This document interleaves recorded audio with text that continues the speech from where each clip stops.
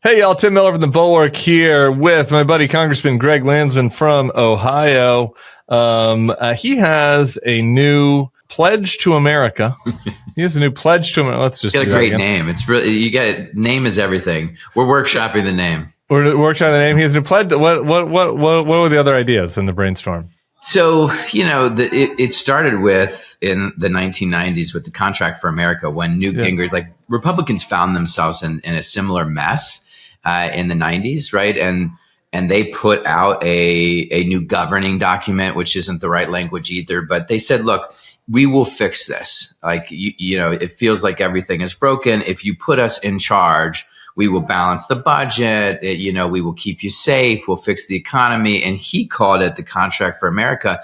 And they won 60, 70 seats. I mean, it was an insane election year, 1994 for them. And so I think Democrats have to have something forward looking that says, look, this is a mess. It's pure chaos. There's a level of corruption none of us have seen. There's a meanness in politics that none of us like, but the economy needs to be fixed. People need to be kept safe. We need to fix the government. There's just a whole bunch of things that need to be fixed. Here are our 10 bills. And it gives people something to hold on to and believe in and work on, in addition to just being against Trump, which I think Democrats and Americans in general desperately need. What I like about this at first is, it's the alcoholics issue. Is first you got to acknowledge you got a problem, Yeah. And it's like there are a lot of Democrats out there that they kind of acknowledge it. Like they'll pay lip service to having a problem. It's like your family member. It's like, maybe I should cut back a little bit, but they're not accepting it internally. They're not totally embracing internally that no, this was not an accident. It was not bad luck because it was only 100 days that Kamala had to run. Or you hear the other rationales like we did pretty good in the Senate seats, actually. If you go down or the House seats, look at the House seats. It's closer than it seems. And it's like there's a lot of cope, out there and a lot of rationalization. And I think that what you're starting from is the assessment of no, like a guy that was indicted in 4 different jurisdictions and launched a mob at the Capitol, won re-election. There are a bunch of states that used to be on the map, including your state, Ohio, that are not really, that are only maybe at best you could say kind of on the map now, that have moved significantly towards the Republicans in the last 10, 20 years. The voter registration numbers, we talked about this in the green room, look very bad for Democrats and continue to. You put all that together, and it's not it's a picture that says you got to do something different, right? Yeah. And I think there are different ideas out there on what to do different. But I'm just interested in speaking to people that at least accept that first premise, which is we got to do something different, then we can figure out what different looks like. That's right. And I think it's to dig even deeper or to flesh that out. We have an affordability crisis in this country. It's been happening for a while. It's not just, the last couple of months or last couple of years. The economy is fundamentally broken. We were telling people, hey, the economy is great. It's not. It's a disaster. So every election will be an affordability election, in my opinion, until America's affordable again. And that's primarily housing and healthcare, but also food. You got to get incomes up, but you also have to just build so much more housing, get rents down. You've got to, expand healthcare and deal with the transparency and the all of the awful, healthcare cost issues that people are dealing with. The point is we said it was fine when it wasn't. Number 2, Democrats struggle when it comes to public safety. People don't think of us as the folks who are going to keep them safe. We have to take that back. We're the ones who are going to create structure and order and get guns out of our neighborhoods and invest in police. I always said on this one, the Democrats had a pretty good, pretty easy bumper sticker on this back in the 90s, which is fewer guns, more cops. That's it. So that was the bill. That's pretty easy. That was the bill in 1994. And, there were things about the bill that should not be carried forward, like the, mass incarceration that some of the sentencing stuff. The sentencing stuff needs to, but the idea that you would hire 100,000 new police officers and pair that with gun reform made people safer. And so that's one of the bills here is a 21st century anti-crime bill that says, no, we're going to be the ones who are the adults and serious about public safety. The other, big issue is like the language we use. And so you won't see any of the language that I think, and Third Way put something out this morning on language that just so alienates folks. And I think we just have to be We're dialoguing actually right now on that language that's alienating. I'm in the middle of the country. My district is it's a third Democrat, third Republican, third independent. We talk so normally and basically just say the thing you want to say, right. and do it in a way where people don't feel like you think you're better, but that you actually like them and that you believe in them and that you're going to fight for them. Just really quick on this, on those that you think you're better, because I want to get into your policies too, but just on the vibes part of this is also important. It's a huge piece. Yeah, and a friend of mine was sent me this, and there's this huge, massive study post-election where consultants went and talked to all voters of all kinds of stripes and stuff, and there are a bunch of different quotes from, about what people, just listening, what did people say, why didn't they like the Democrats, and the one quote that they sent me was from someone who said, the Democrats seem like people that would make fun of me for shopping at Walmart.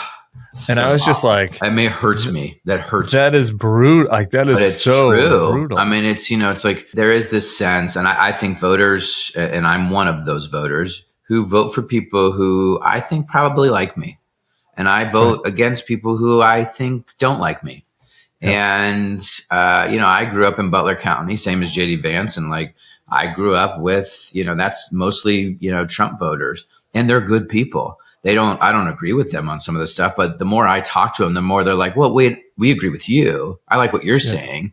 But they're good people. And the idea that we had anyone, that gave them the impression that they were less than is so problematic. And it's one of the reasons why in this recent report about voter registration, why Democrats are losing the voter registration game, which is hugely problematic. And so I think in addition to being in this moment, fighting the chaos and the corruption and the cruelty of Trump and just the pure incompetence and just the fact that he's destroying the economy, he's making things less affordable, he's making us less safe, government is less effective, it's more corrupt, everything is going in the wrong direction.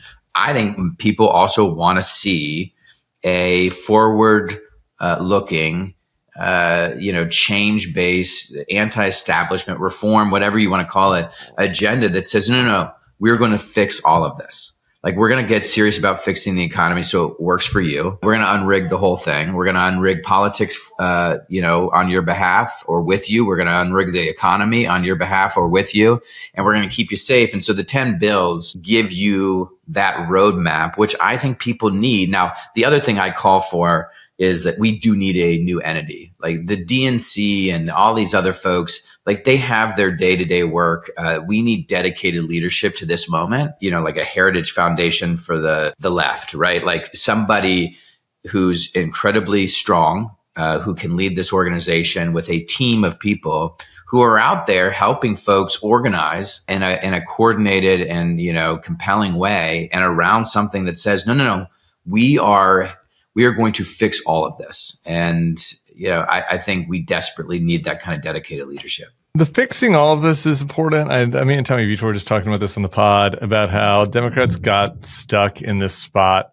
Democrats are defensive of all these institutions rather than talking about fixing them, and for good. It was a reasonable kind of that they got stuck in this spot, right? Because all of these things were under assault by people who wanted to burn it down. Correct. And they were out there fucking, with fire guns, and you were out there just saying with water buckets, no, we don't want to burn it all down, right?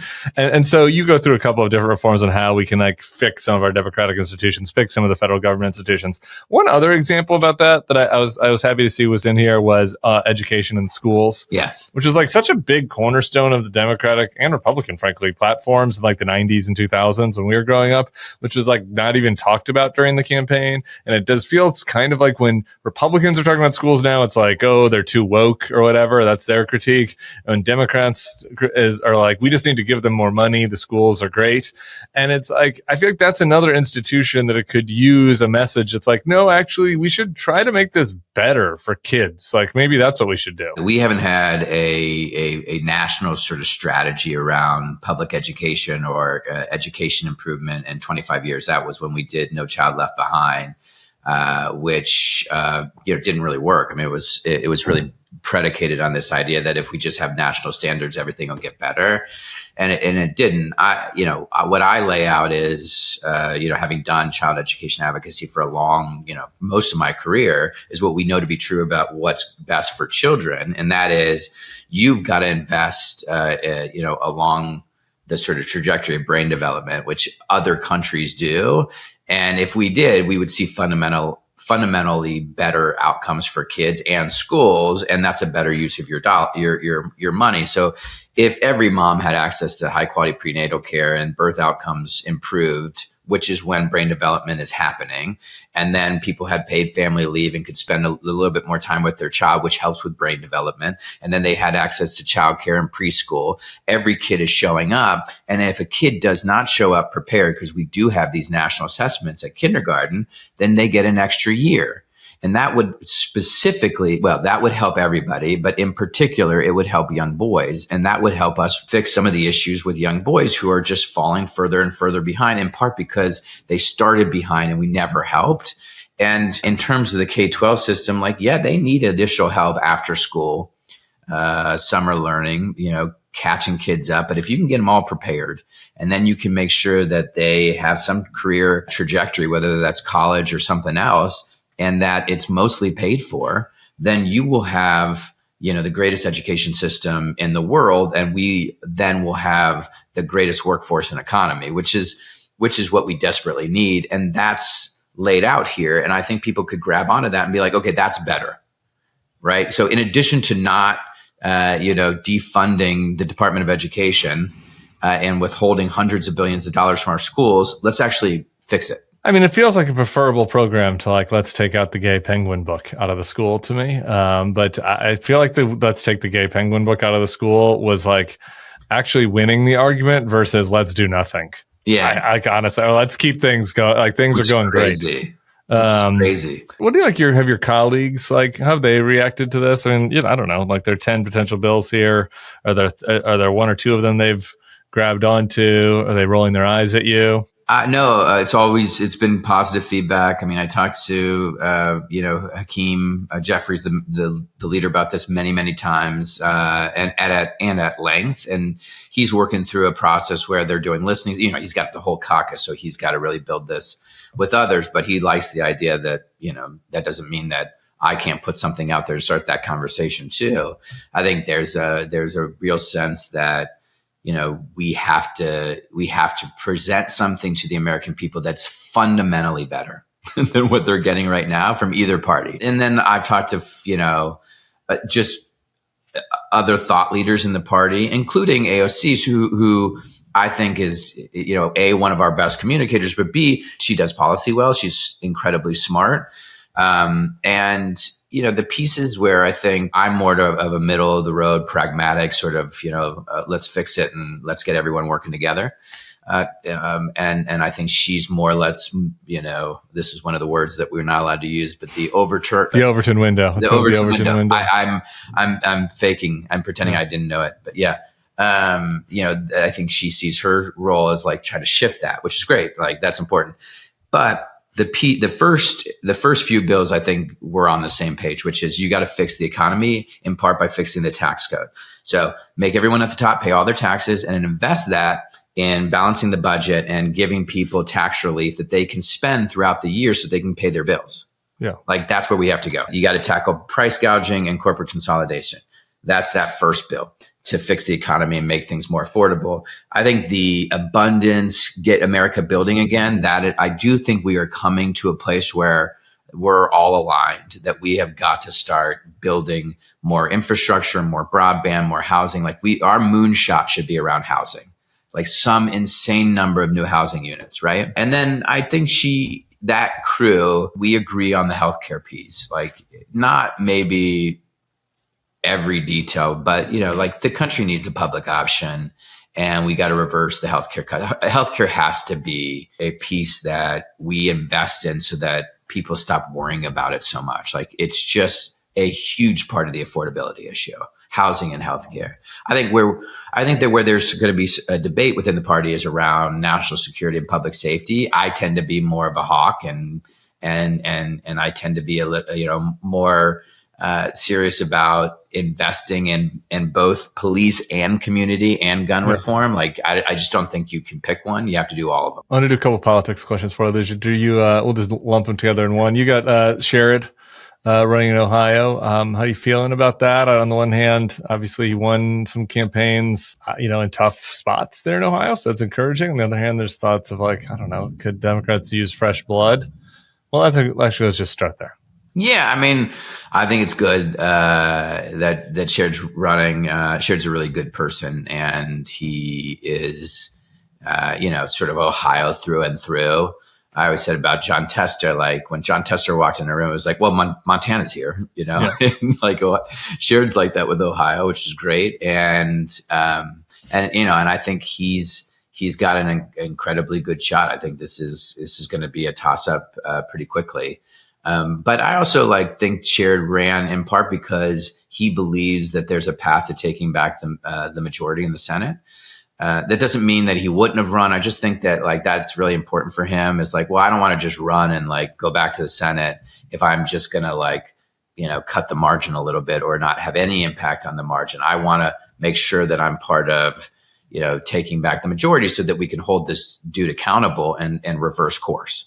And I think the fact that he said yes suggests that he does see that pathway, and it's compelling. And that pathway includes North Carolina, it includes Maine, potentially Alaska, but it's Iowa and Texas and Ohio, which is good. I think that's very good. What do you think about Dark Gavin? What do you think about what Gavin's been doing? Two things. As a human being, love it, hilarious. Anytime you can energize the troops, great. We live in this attention-seeking, environment where you have to grab attention. I get it, and he's crushing it. Have you thought about doing any of those? No. All caps. So that's the second thing. Yeah. Okay. It's not for me. I love it. It's just not. It's not for me. It's not the way I'm built. I'm saying that you don't have that dog in you. No. Well, I have a fight in me. I'm probably maybe more aggressive. Maybe more. You just don't have a intense. shit posting dog. You got a different one. Yeah, it's just a very different intensity. My intensity plays out in let's get something done, and I'm gonna run through a wall to get it done. Yeah. But yeah, shit posting's not my thing. But that doesn't mean I'm not saying it's it's good. I'm glad he's doing it again, energizing the troop, pulling attention. Great. Yeah. As I watch it, and I was telling my wife this the other night, I was like, God, it's just not me. Because sometimes you see other politicians, when you're a politician and they do something, they get all this attention. You're like, oh, I should do that. Yeah, I could have done that. Yeah. I was like, I could have done that. Or maybe I need to play that game. And I'm like, no, not me. No. Yeah. Yeah. Look, I keep saying to all the Democrats, you want difference. Exactly. The party is different. The party is very diverse. It's good to have somebody. What I don't like is where it's oh, we need to be singing from the same hymn book. Not really. I mean, maybe for 3 months at the end of the election, 2028. Yeah, it's good to sing from the same hymn book. But right now, it's good to have. Yeah. I want some Democrats are out there saying we need solutions and answers, and some other ones that are out there saying fuck you, Donald Trump, and other ones that are I'm really pissed about this. You know what I mean? That's good. That's how you engage different types of people. Yeah, it actually takes pressure off me a little bit because on one hand, obviously I'm fighting back every day, but it doesn't break through as much. It's been hard to break through. I mean, Gavin had to do this, he's the governor of the largest state. He's in the middle of multiple confrontations with Trump plus the Twitter. It took a lot to break through. But because that's happening, the pressure is taken off a little bit in terms of being able to say hey, let's talk a little bit about where we go from here, which is more my space. Final topic that's just come across the transit here. Always news with Donald Trump. He just said this: the 2026 FIFA World Cup draw will take place at the Kennedy Center. Some people refer to it as the Trump Kennedy Center, but we're not prepared to do that quite yet. Maybe in a week or so. It's always a week or so.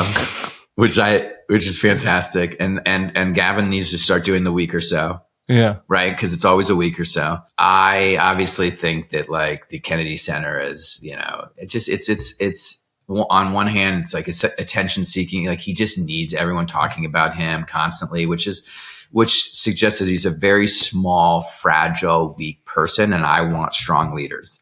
How about this? I've got an idea for you. Yeah.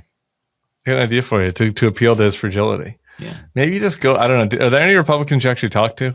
Tons, There's some that you talk to. Yeah. I mean, it's a little different these days. Yeah. So. No, I mean, behind the scenes, they're still like, they want to do the work too. Not all of them. So why don't you grab a couple of them that want to do the work and say, how about this?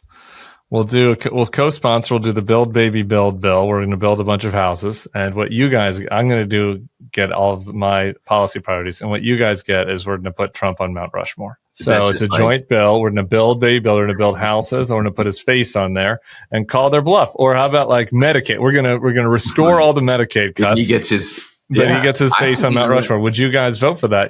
Kind of put them on the two spot. Together.